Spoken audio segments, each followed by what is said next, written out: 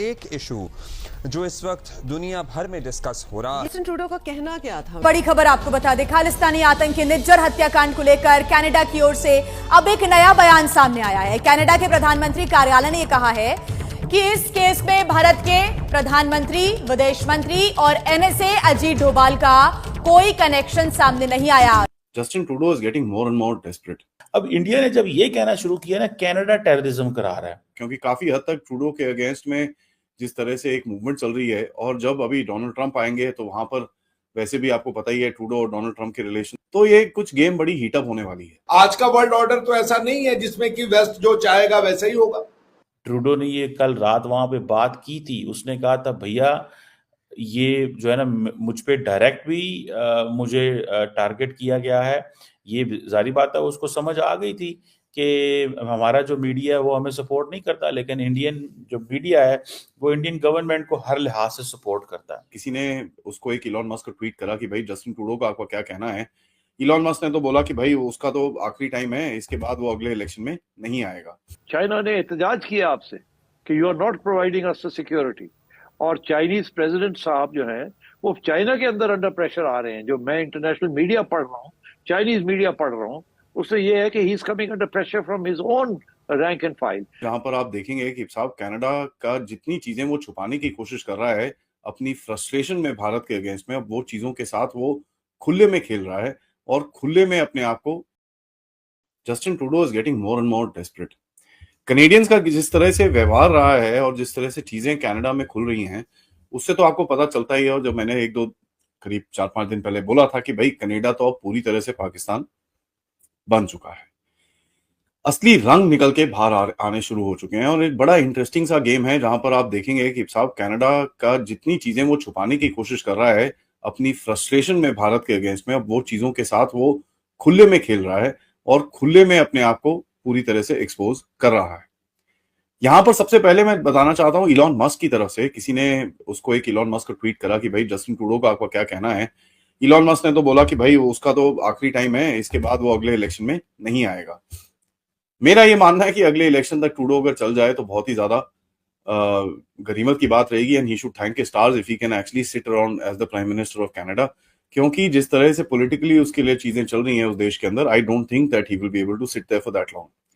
But you know, miracles do happen. तो देखते हैं आगे होगा क्या उस गेम के अंदर, क्योंकि काफी हद तक ट्रूडो के अगेंस्ट में जिस तरह से एक मूवमेंट चल रही है, और जब अभी डोनाल्ड ट्रंप आएंगे तो वहां पर वैसे भी आपको पता ही है ट्रूडो और डोनाल्ड ट्रंप के रिलेशन तो बड़े जबरदस्त से हैं, तो ये कुछ गेम बड़ी हीटअप होने वाली है। और ये भी सुनने में आया है कि भाई अब ट्रूडो की शरण के अंदर जाके छुपा है पन्नू को ये पता चल गया कि साहब ये ट्रंप आ गया, ट्रंप ने कहीं उल्टा सीधा कुछ कर दिया मेरे साथ तो गड़बड़ हो जाएगी, तो वो छुप के जाके बैठ गया है कनाडा के अंदर, अपने कैनेडियन घर के अंदर जाके चुपचाप बैठ चुका है। यहां पर आप देखिए ब्रैम्पटन में पील पुलिस ने 4 लोगों को गिरफ्तार किया। जो सो कॉल्ड वायलेंस वहां पर हुई उसमें 4 लोगों को गिरफ्तार किया, और चारों कौन है?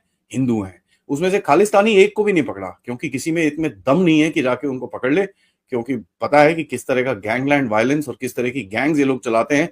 तो बेचारे जिस पुलिस वाले उनको उठाएंगे उनकी फैमिलीज के साथ क्या होगा, उनके डिपार्टमेंट के साथ क्या होगा, इनका सब कुछ इनको पता है। और पी पुलिस इतनी फ्रीडम ऑफ स्पीच में विश्वास रखती है कि जो उन्होंने ट्वीट डाला उसके अंदर कमेंट्स भी बंद करके डाले। तो ये आपको समझ में आना चाहिए कि भाई freedom of speech, freedom of everything is how so well. एक हिंदू टेंपल पे अटैक हुआ, हिंदुओं पे अटैक हुआ, कनेडियन पुलिस ने अटैक करा, और उसके बाद अभी जाके हिंदू अरेस्ट हो जाते हैं कनेडियन पुलिस में। ये बड़ी इंटरेस्टिंग सी कहानी निकल रही है। ये इस तरीके का डबल स्टैंडर्ड, भाई कौन है पन्नून भाई, और कौन है ये जो मारे गए? ये डेजिग्नेटेड टेररिस्ट है इन इंडियन लॉ। आप ये कह दो कि आप इंडियन लॉ को मानना नहीं चाहते। अगर आपकी ये बात, अगर आप इंडिया को घेरना चाहते हो इस पॉइंट पे, तो फिर ठीक है, दुनिया आमने सामने आ जाएगी। अगर अल्टीमेटली सब चीजें कोऑर्जन से होनी है तो क्या होना है अंत में are you going for any kind of war? वो तो होगा नहीं। आप अगर इसको डिप्लोमेटिक लड़ाई लड़ना चाहते हो, एक दूसरे को पब्लिक में शेम करना चाहते हो, तो ठीक है, so be it. India is all geared up for that, but we will not compromise with our territorial integrity, sovereignty, and the criminals who are threatening India from outside. अच्छा doctor साहब, एक तो ये आप कह रहे हैं कि एक प्रेशर टैक्टिक्स हैं, लेकिन ये एलिगेशन बड़े मैं ये कहूँगा छोटी बात नहीं है सर। मतलब किसी कंट्री के डिप्लोमेट्स के हवाले से इस तरह के स्टेटमेंट्स देना या फिर अमेरिका की तरफ से स्टेटमेंट आना कि लाजमी सी बात है वो सपोर्ट कर रहे हैं कनाडा को। कनाडा अकेले नहीं है। अगर आपको याद होगा तो एक हफ्ता पहले भी गालिबन मेरी और आपकी बात हो रही थी कि जी अमेरिका का क्या रोल है या क्या हो सकता है, तो उस वक्त शायद मेरा भी ये ख्याल था कि नहीं, इस तरह नहीं, शायद इतना सपोर्ट नहीं करेगा, क्योंकि अमेरिका के इंडिया के साथ भी बहुत कारोबारी ताल्लुकात भी हैं, वैसे पार्टनरशिप है हर चीज़ में, काफ़ी सारी चीज़ों में है।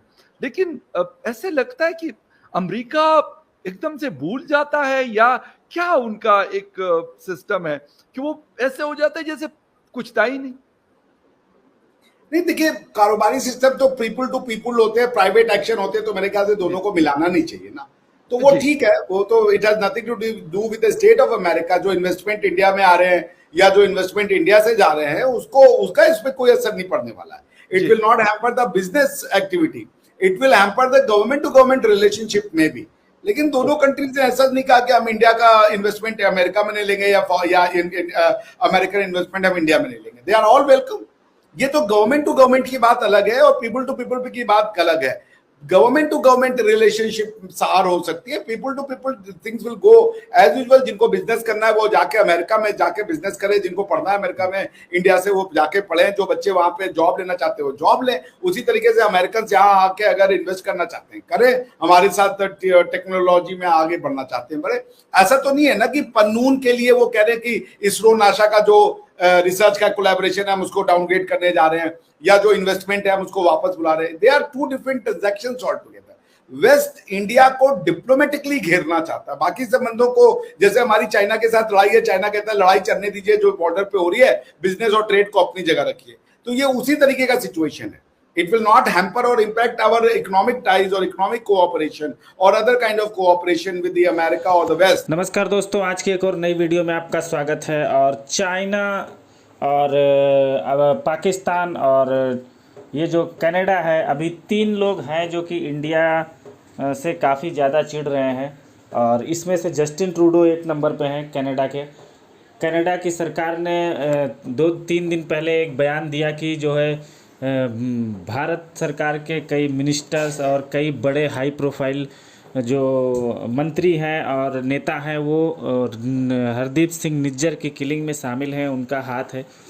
लेकिन जब भारत सरकार ने ये प्रोटेस्ट किया और भारत सरकार ने प्रेशर बनाया कनाडा के ऊपर, तो जो कनाडा की सरकार है उसको अपना बयान वापस लेना पड़ा और उन्होंने कहा कि नहीं, हमारे पास कोई भी ऐसा सबूत नहीं है जिससे हम ये प्रूफ कर सकें कि जो भारत के नेता हैं और जो नेशनल सिक्योरिटी एडवाइज़र हैं ये इस हत्या में शामिल थे।